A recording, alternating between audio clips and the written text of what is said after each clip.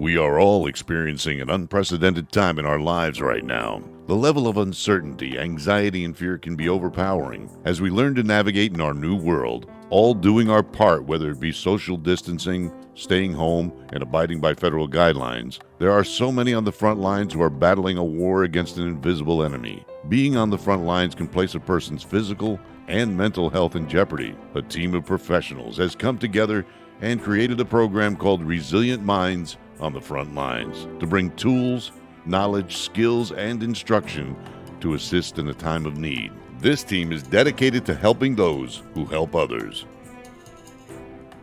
On today's program is the Attorney General of the State of New Jersey, General Grewal, and the Chief of Police for Middle Township, Cape May County, New Jersey, and the President of the New Jersey Chiefs of Police Association, Christopher Leusner. Please welcome Chief Resiliency Officer for Mercer County, New Jersey, and Master Resiliency Instructor, Michael Pellegrino. In today's webcast, it is my honor to interview Attorney General Grewal and Chief Leusner regarding resiliency and bringing messages of hope in our world turned upside down. We will continue to bring these numerous webcasts weekly here at Resilient Minds on the Front Lines. All right, General and Chief, this question is for you. Both of you.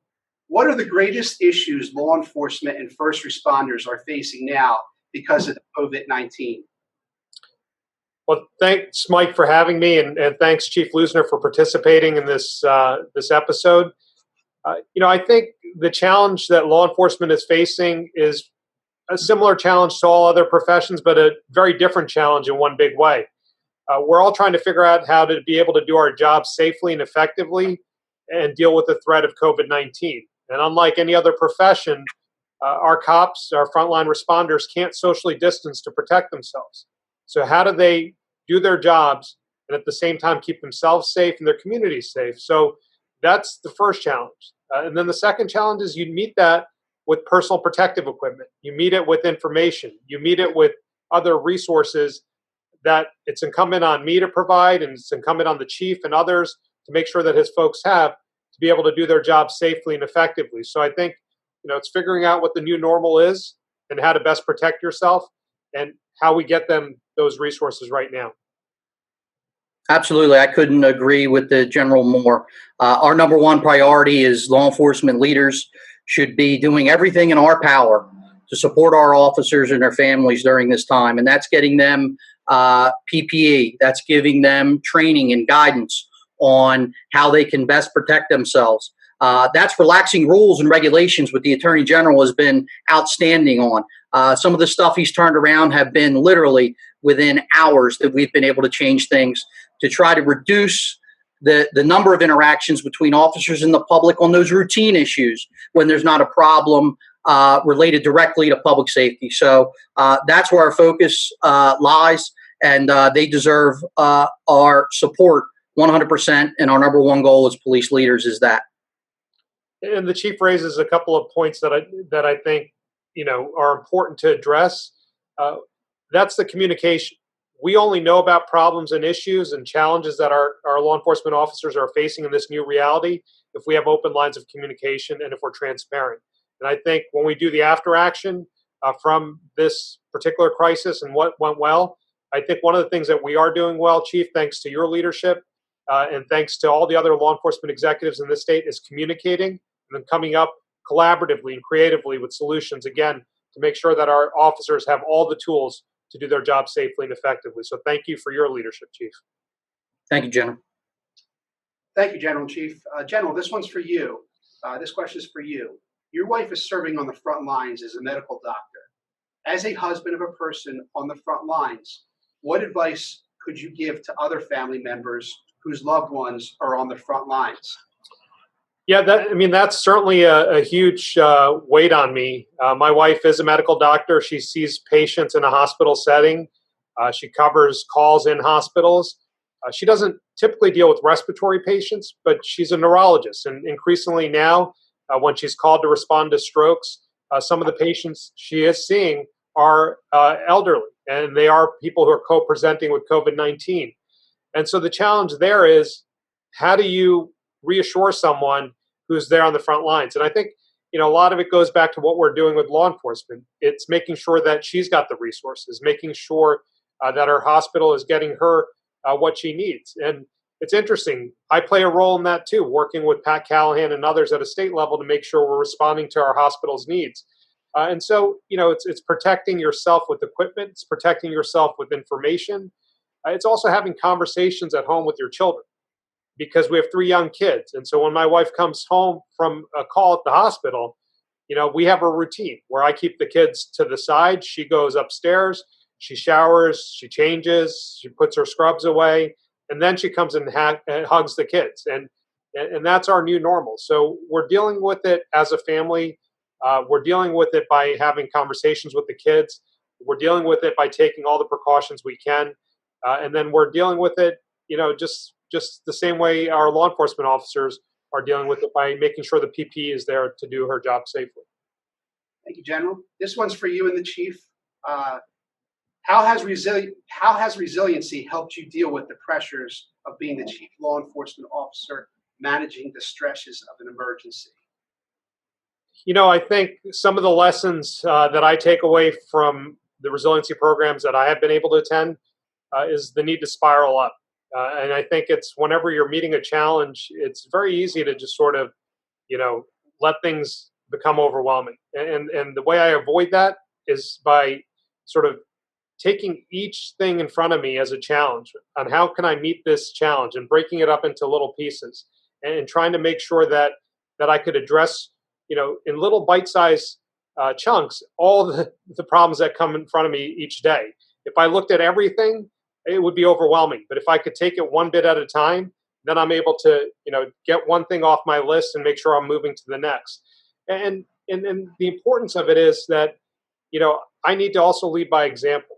I need to show folks that this is a difficult time. It's an overwhelming time, perhaps, but we can get through this if we do it together, if we look to each other for support, and if we take it one challenge at a time, and not let the whole of it overwhelm us. And so, that's been my strategy. I also talk to my wife a lot about this because, again, she's a frontline responder, and we support each other.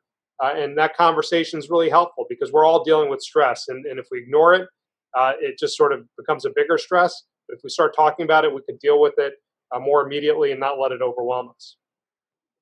I agree with the General. I've been fortunate enough to be involved with some of the training sessions through the State Chiefs Association. And one of the things that I really like about the program is that I learn skills that I put in practice every day. Being exposed to this training program through the Attorney General, I am absolutely a better father, a better significant other, son, brother. And I use those skills every day. Some of the things that I reflect on about the trainings, what the General said, spiraling up and not spiraling down. And I also think about negative bias. I really didn't know much about negative bias until I had training. And that, as human beings, we're more sensitive to negative events. And as first responders and police officers, that's a large majority of what we deal with. And just having that awareness and understanding what's happening and when, and that it's normal. I have absolutely at times felt overwhelmed. Everybody has, but you recognize that, and then you're able to put strategies in place to make sure that you recognize what's going on and then spiral up and not spiral down.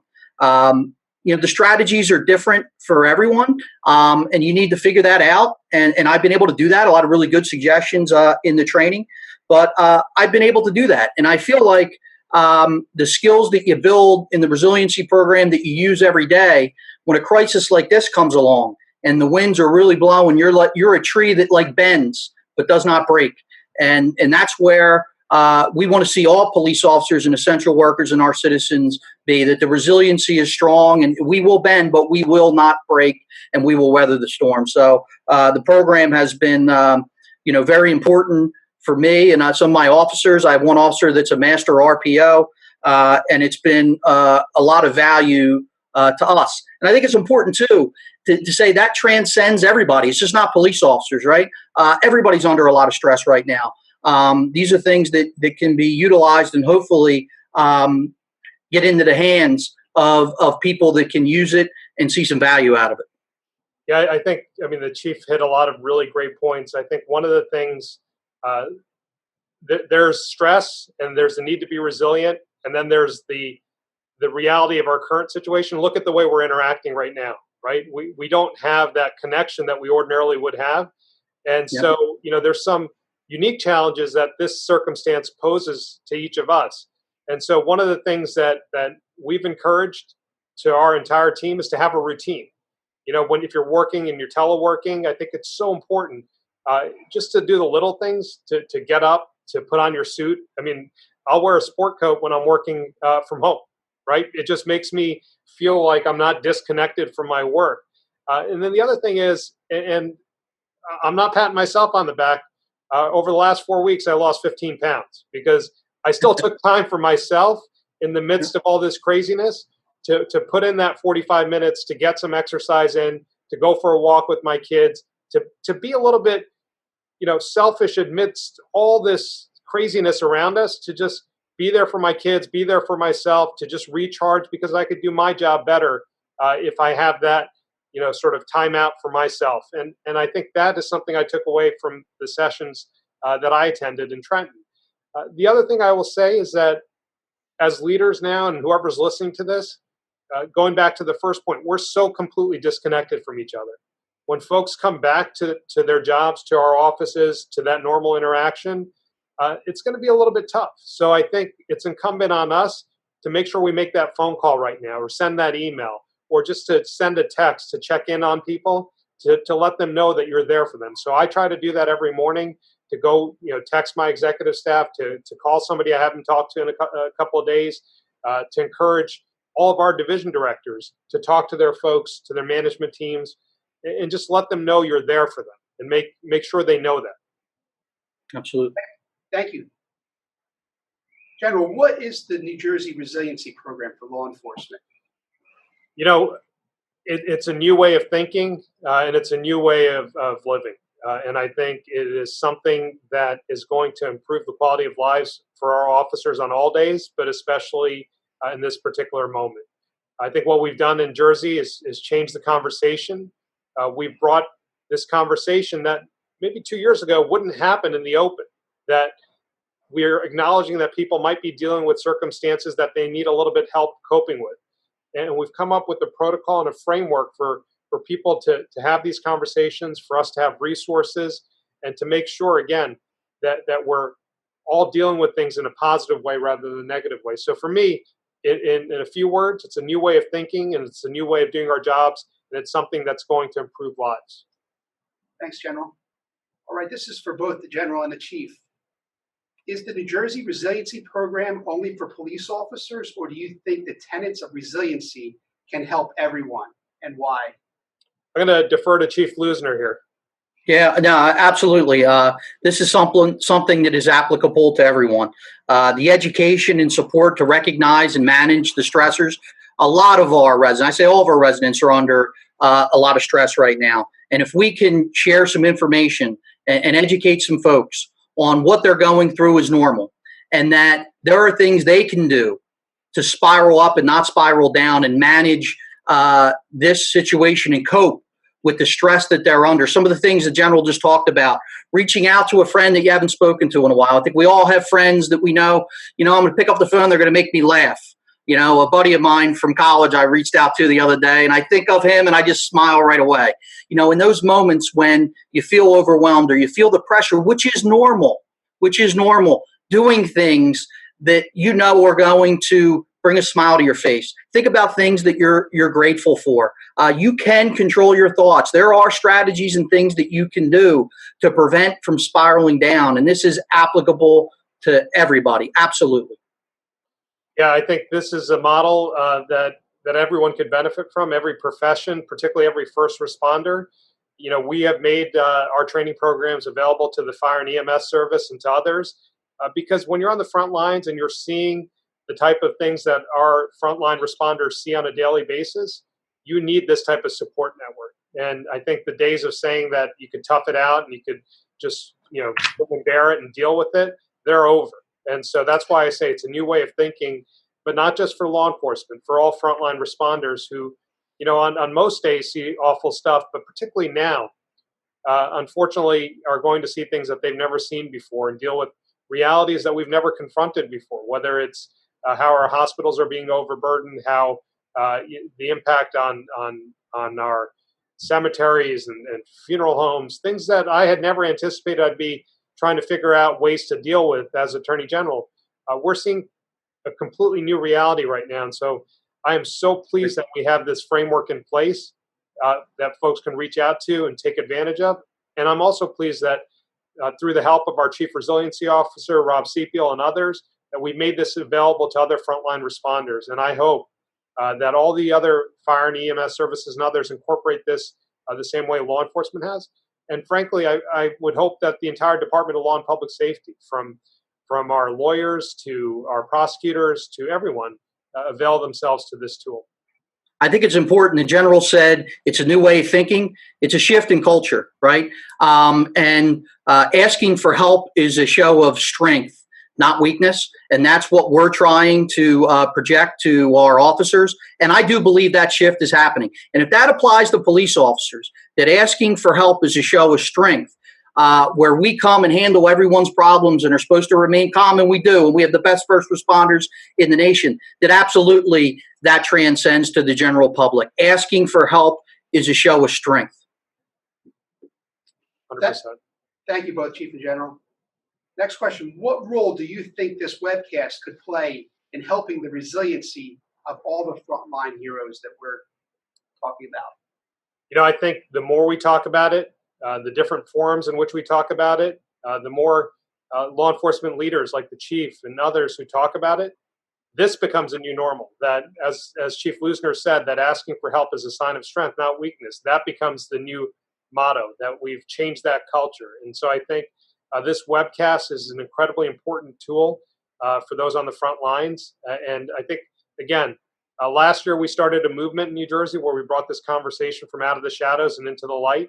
And as we continue to have these webcasts and more dialogue and more discussion about it, this becomes a new normal. It comes into the light, and it becomes a model for others to hopefully copy and borrow. We know other states are looking at this. Other professions are talking to us. And I'm just so happy that through the leadership of folks like the chief and Rob Sepiel and others at our Division of Criminal Justice, that we have become a model for the rest of the country in this important space. I agree. I mean, let's think about this. Here's the Attorney General, the head law enforcement officer in the state of New Jersey, and the president of the State Chiefs Association talking about this very issue. The fact that we're talking about it hopefully sends a very strong message to our officers and everyone that we mean it when we say asking for help is a show of strength. Absolutely. Thank you, Chief and General. Okay, last question. This website was based on the premise that we want to bring 10 to 15 minutes of hope in a world turned upside down by COVID-19. What is your message of hope to our viewers? My message of hope is that there's somebody out there available to talk to you if you need it.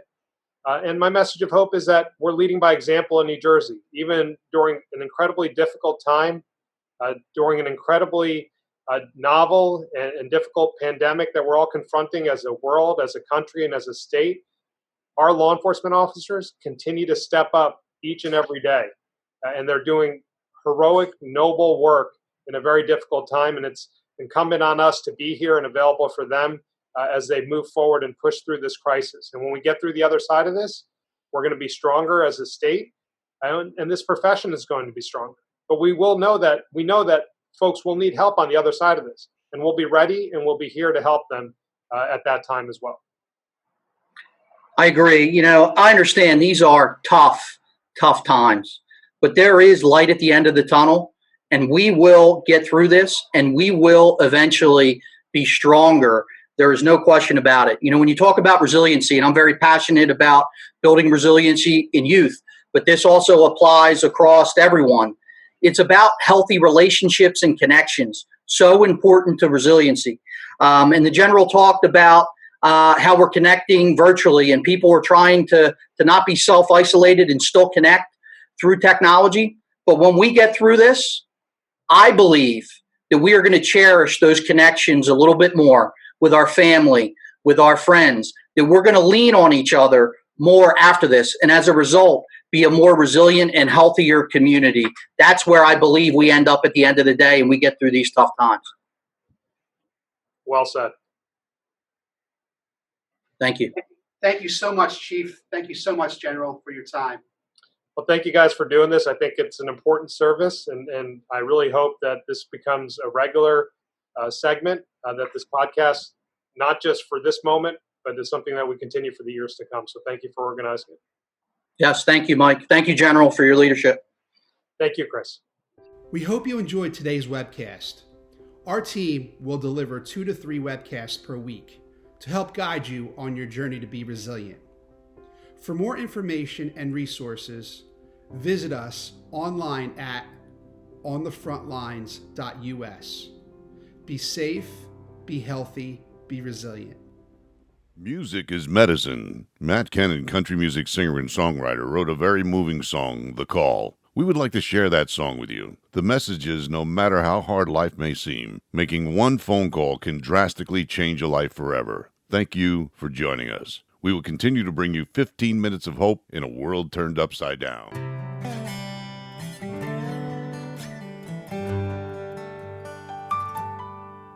Today was gonna be the day. He'd already wrote the note and parked that Chevrolet at the end of that dead-end road. Had his finger on the trigger, just about to end everything. He was taking one last long breath when he heard his cell phone ring. And his best friend said, "Man, where you been? We're heading down to the lake this weekend. You better not miss it, 'cause buddy, I swear it won't be the same if you ain't there." And I told that girl that you liked so much, you were coming along and her eyes lit up. I better let you go. Man, I really hope I didn't catch you in the middle of anything. He said you kinda did, but I don't mind at all. I'm glad you called.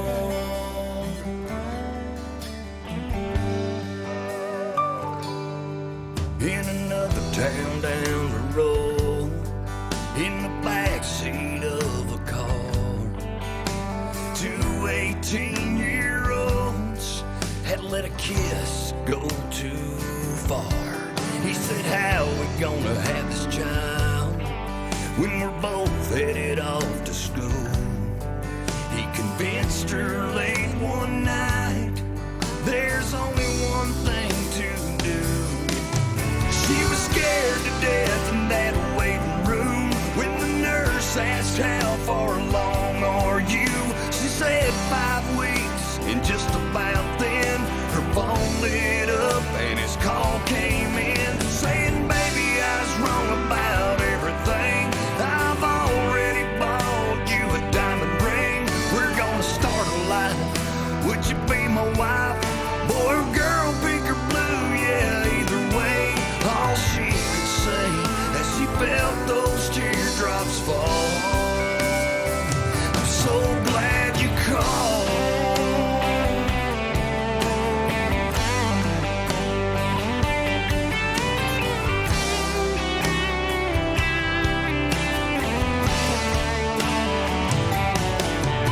Someone you know is weighing on your mind and needs a friend on the other end of the line. Don't hesitate.